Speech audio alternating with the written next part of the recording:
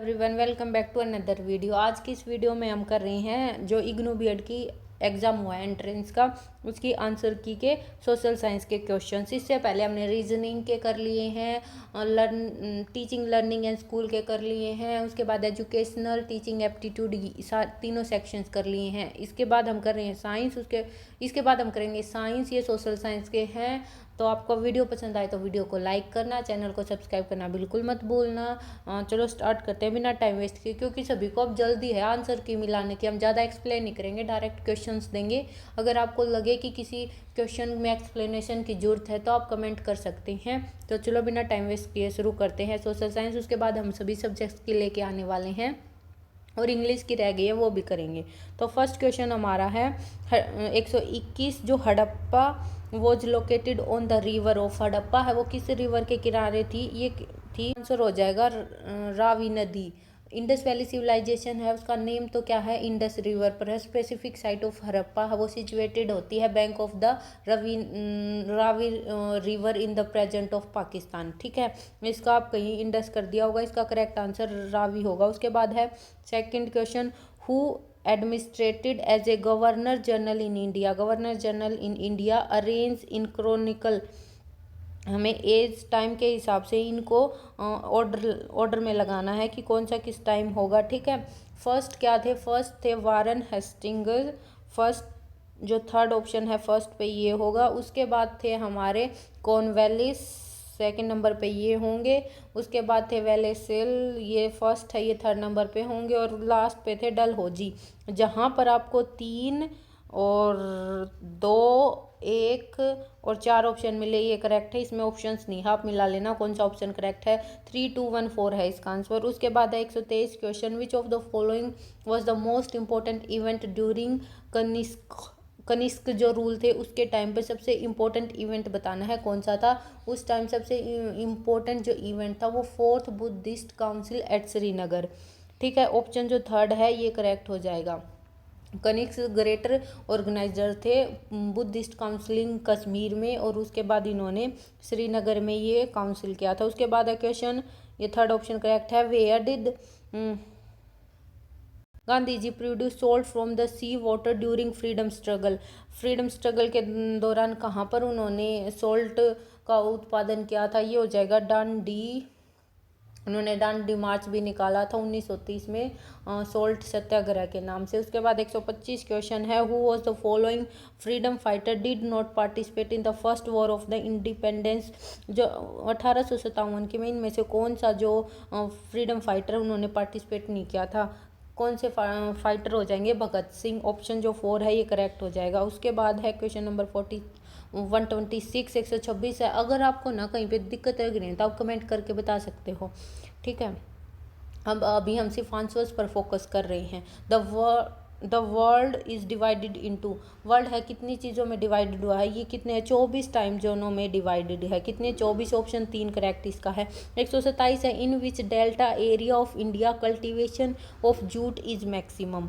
कहाँ पर है सबसे मैक्सिमम ये बताना है। 127 का हमारा आंसर है गंगा। ठीक है, गंगा ब्रह्मपुत्र डेल्टा है वो वेस्ट बंगाल एंड बांग्लादेश में है मेनली, तो ऑप्शन ए करेक्ट हो जाएगा गंगा। उसके बाद 128 क्वेश्चन है, laterite soil is developed as a result of, किसके रिजल्ट से ये डेवलप हुई है? ये लीचिंग की वजह से हुई है। ठीक है, तो ऑप्शन जो सी है वो करेक्ट हो जाएगा हमारा, लीचिंग।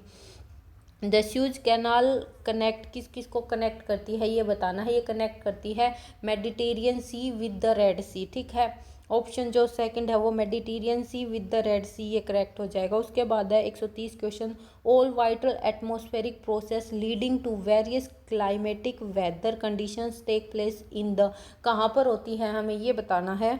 जितनी भी वाइटल एटमॉस्फेरिक प्रोसेस हैं वो टोपोस्फियर में होती हैं। कौन से? ऑप्शन ए करेक्ट हो जाएगा, troposphere. Devaluation of currency help to promote, किसको हेल्प करती हैं? एक्सपोर्ट को करती हैं। एक ऑप्शन जो 4th है ये करेक्ट हो जाएगा, एक्सपोर्ट। उसके बाद 132 क्वेश्चन है, movement along the same demand curve is known as, क्या बोलते हैं उसको? हमें कर्व को बताना है, क्या बोलते हैं उस कर्व को? बोलते हैं extension and construction of demand. ठीक है, जो ऑप्शन 1 है करेक्ट हो जाएगा हमारा extension and contraction of demand, demand के ऊपर एक्सटेंशन और कॉन्ट्रैक्शन। उसके बाद है 133 question, which of the following rates is not decided by the reserve bank of India. कौन से रेट्स हैं जो डिसाइड नहीं करता आरबीआई। आरबीआई कौन से नहीं करता, इनकम टैक्स रेट। जो आरबीआई है मैनेज करेगा मॉनेटरी पॉलिसी जैसे कि बैंक रेट, रिपो रेट वगैरह। जो इनकम टैक्स रेट है वो इनसे इनके मैटर से बाहर है। तो ऑप्शन जो हमारा क्या आ जाएगा 4 है, ये ठीक है। ये तीनों क्या करते हैं, रिजर्व बैंक का काम है। उसके बाद 134 question, the difference between the export and import of service is called. जो डिफरेंस है इम्पोर्ट और एक्सपोर्ट सर्विस में उसको क्या कहते हैं, हमें ये बताना है। उसको कहते हैं बैलेंस ऑफ इनविजिबल। जो ऑप्शन हमारा बी है सेकंड है, ये करेक्ट है। इकोनॉमिक्स में क्या होता है, जो विजिबल ट्रेड्स होते हैं वो फिजिकल गुड्स को, इनविजिबल ट्रेड्स को रेफर करते हैं, जैसे कि बैंकिंग, टूरिज्म और इंश्योरेंस। क्या क्या, बैंकिंग, टूरिज्म और इंश्योरेंस। तो ऑप्शन बी करेक्ट हो जाएगा। उसके बाद है question number 135, to avoid the excess burden, to avoid the excess burden of tax there should be, क्या होना चाहिए, मॉडरेट मार्जिनल टैक्स रेट होना चाहिए। ऑप्शन जो 3 है वो करेक्ट हो जाएगा। क्यों, जो हाई मार्जिनल टैक्स रेट हैं वो डिस्करेज हो सकते हैं वर्क और इन्वेस्टमेंट की वजह से। तो ये ऑप्शन जो 3 है ये करेक्ट हो जाएगा। उसके बाद question number 136, the chief justice of a high court in India is appoint किसके द्वारा अपॉइंट किया जाता है, ये अपॉइंट करता है प्रेसिडेंट ऑफ इंडिया, मतलब भारत के जो राष्ट्रपति हैं वो करते हैं। ऑप्शन 4 करेक्ट हो जाएगा, प्रेसिडेंट ऑफ इंडिया। उसके बाद है who give recognization to political parties of India, किसने दी थी, हमसे ये पूछा गया है। इसका आंसर होगा इलेक्शन कमीशन ऑफ इंडिया। ठीक है, जो ऑप्शन 3 है who gives recognization of political particle in India, election commission of India. Option 3 correct हो जाएगा। उसके बाद 138 क्वेश्चन है, the recommendation of the finance commissions are, कौन कौन सी है रिकमेंडेशन, हमें ये बताना है। Generally accepted as a matter of convention. Option 3 है ये करेक्ट हो जाएगा। जो की रिकमेंडेशंस हैं ओनली एडवर्सरी होती है, ना कि बाइंडिंग होती हैं। वेल इस्टेब्लिश्ड कन्वेंशन होती हैं इंडिया के अंदर। तो जो हमारा ऑप्शन 3 है accepted as a matter of convention, option 3 correct हो जाएगा। उसके बाद है question 139, the guardian of the constitution of India is the, कौन है गार्जियन, हमसे ये पूछा गया है। सुप्रीम कोर्ट है इंडिया का गार्जियन। ऑप्शन जो सेकंड है ये करेक्ट है। सुप्रीम कोर्ट है वो फाइनल है हमारे देश में।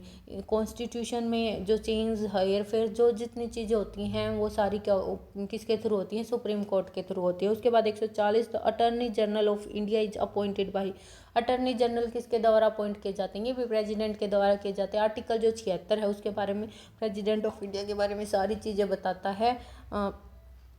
जहाँ पर कौन जो प्रेसिडेंट ऑफ इंडिया है किस किस को अपॉइंट कर सकता है, ये आर्टिकल 76 में बताया गया है। तो इसका आंसर जो ऑप्शन 3 है द प्रेसिडेंट ऑफ इंडिया, ये करेक्ट हो जाएगा। ये थे हमारे 20 सोशल साइंस के क्वेश्चंस। कैसे लगे, कोई गड़बड़ी लगी है तो कमेंट में बता देना। वीडियो को लाइक और चैनल को सब्सक्राइब कर लो। और आगे के सेक्शंस और आ रहे हैं, चैनल पर अपलोड होने वाले हैं, ताकि मिस ना हो बेल आइकन को भी प्रेस कर लेना।